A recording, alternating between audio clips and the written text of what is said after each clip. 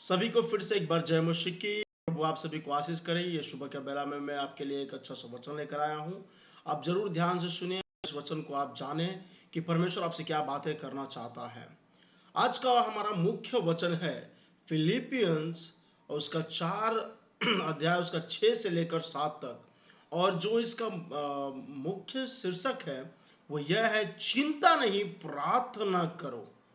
क्या करो? चिंता नहीं प्रार्थना करो। आज ये सुबह का समय में मैं आपको ये वचन इसलिए दे रहा हूं क्योंकि बहुत सारे लोगों के मन में हमेशा कोई ना कोई चिंता रहता है, कोई ना कोई परेशानी रहती है। उठते उठते हम कहते हैं कि क्या हमारा आज क्या होगा, आज हम अपने दिन को कैसे बिताएंगे, आज हमारे साथ हमारा दिन कैसा कटेगा। हम अपने आप को ये भी कहते हैं, अरे हमने किसका मुंह देख लिया, आज हमारा दिन खराब हो जाएगा करके हम बहुत सारे बातों को कहते हैं। लेकिन आज इसी विषय में मैं आपको परमेश्वर के वचनों को बताऊंगा। कहता है चिंता नहीं प्रार्थना करो। तो आज सुबह सुबह समय में हमें चिंता नहीं करना, हमें प्रार्थना करना। कहता है किसी भी बात की चिंता मत करो, परंतु हर एक बात में तुम्हारी विनती और प्रार्थना धन्यवाद के साथ परमेश्वर के सामने प्रकट की जाए। तब परमेश्वर की शांति जो सारी समझ से परे हैं तुम्हारे हृदय में और तुम्हारे विचार को मसीह यीशु में सुरक्षित रहेगी। हालेलुया। हम सब एक साथ बोलेंगे हालेलुया। आज का जो पहला है इसका मैं आपको बता दूं प्रिय भाई और बहनों, आज का मुख्य सबसे ज्यादा किस चीज से परेशान है।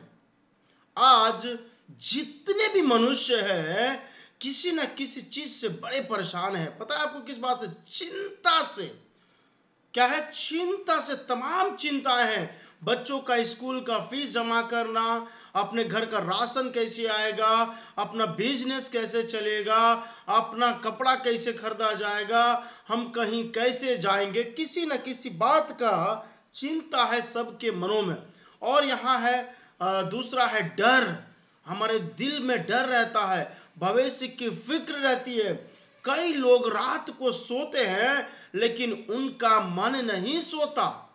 सुबह उठते ही उनके मन में सवाल होता है, घर कैसे चलेगा, बच्चों का भविष्य क्या होगा, बीमारी का क्या होगा, नौकरी का क्या होगा। लेकिन आज परमेश्वर का वचन हमें अद्भुत रहस्य बताता है। परमेश्वर कहता है चिंता मत करो प्रार्थना करो। तो हमें क्या कर रहा है? जब परमेश्वर ही कहता है कि चिंता मत करो प्रार्थना करो, तो इसका मतलब है कि परमेश्वर हमारे लिए कहीं ना कहीं उपाय करके रखा है। कहीं ना कहीं हम लोगों के लिए वो चिंता करता है। हमें चिंता करने की जरूरत नहीं है। हमें चिंता करने की जरूरत नहीं। हमें परमेश्वर पर अपनी सारी चिंताओं को रख देना है। यहां कहता है दूसरा, चिंता इंसान को कमजोर बना देती है। चिंता क्या करती है मैं आपको बता देता हूं। चिंता मन की शांति छीन लेती है। चिंता विश्वास को कमजोर करती है। चिंता शरीर को बीमार कर देती है। कई लोग बीमार से नहीं, चिंता से बीमार हो जाते हैं। लेकिन परमेश्वर चाहता है कि उसके बच्चे चिंता में नहीं विश्वास में जिए। हम जो लोग हैं, हम परमेश्वर के बेटा बेटी है, उसको हमारी चिंता होता, वो हमारे विषय में सोचता है। तो आज हमारा चिंता नहीं होना चाहिए, हमारा विश्वास होना चाहिए कि मेरा परमेश्वर हमारे लिए सब कुछ करेगा। मेरा परमेश्वर हमारे लिए वो सब कुछ करने वाला, उपाय करने वाला परमेश्वर है। जैसे कि वो आयुब के लिए उपाय किया है ना, तो हमारे लिए वो उपाय करेगा। वो परमेश्वर हमें सावधान क्या है, समाधान देता है। परमेश्वर हमें समाधान देता है। परमेश्वर सिर्फ समस्या नहीं दिखता। परमेश्वर जो है सिर्फ समस्या नहीं दिखाता, वो सावधान भी क्या करता है, हमें रहना सिखाता है। क्योंकि वो हमारे लिए हर एक चीजों का उपाय करता भी है। वचन कहता है हर बात में प्रार्थना करो, धन्यवाद के साथ प्रार्थना परमेश्वर को बताओ। तो हमें प्रार्थना धन्यवाद के साथ बताना है। इसका मतलब क्या है? परमेश्वर चाहता है कि हम अपने दिल की हर बात उससे कहें।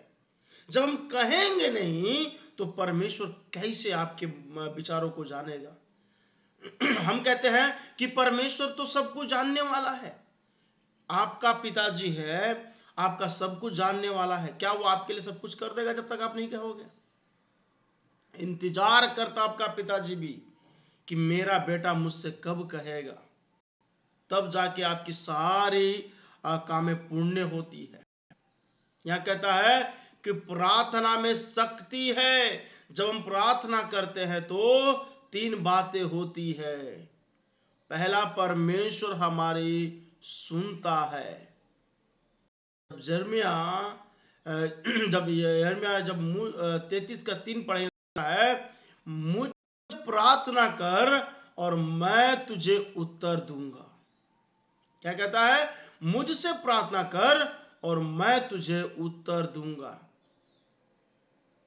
परमेश्वर परिस्थिति बदल सकता है। बाइबल में बहुत उदाहरण है। एलिया ने प्रार्थना की, वर्षा आई। हन्ना ने प्रार्थना की, शामुएल पैदा हुआ। पतरस के लिए प्रार्थना हुई, जेल का दरवाजा खुल गया। यह है प्रार्थना में ताकत।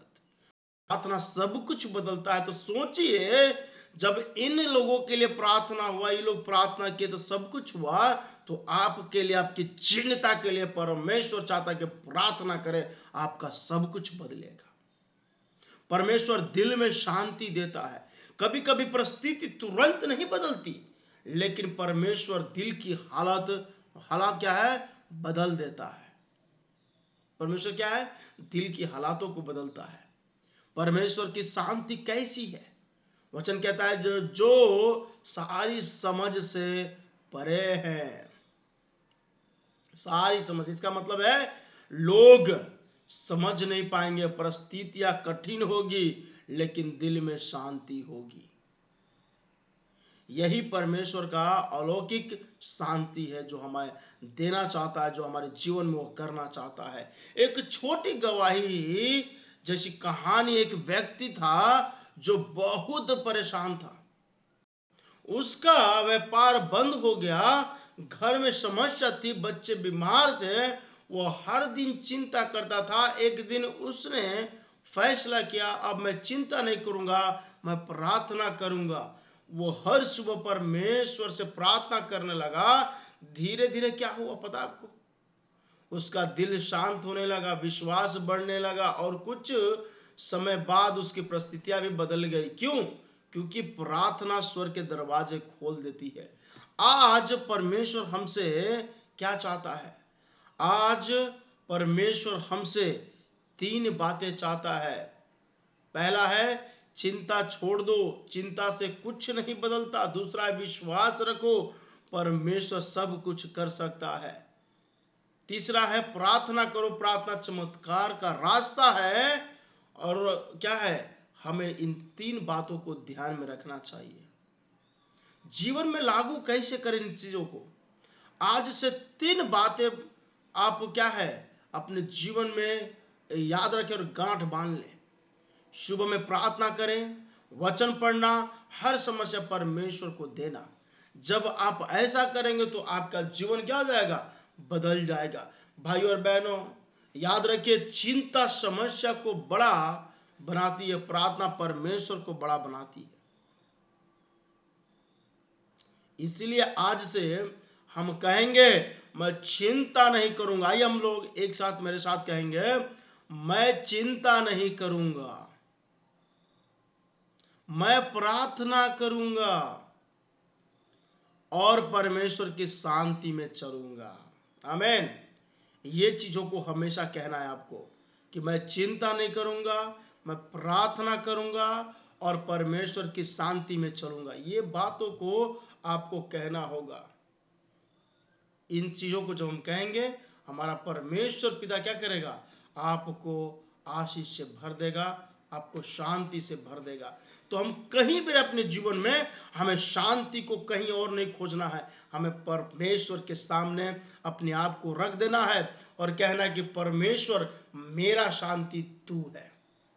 हम प्रार्थना करते हैं कि तुम्हारे सारे विनती को सुन, हमें आशीष कर और हमें बदल दे करके। और परमेश्वर आपको क्या करेगा, सारे आशीषों से, सारे बातों से परमेश्वर आपको बदलेगा और आपको आशीष करेगा। तो मैं आशा करता हूं कि आज का दिन आपका अच्छा हो, परमेश्वर आपको आशीष से भरे। जय मसीह की।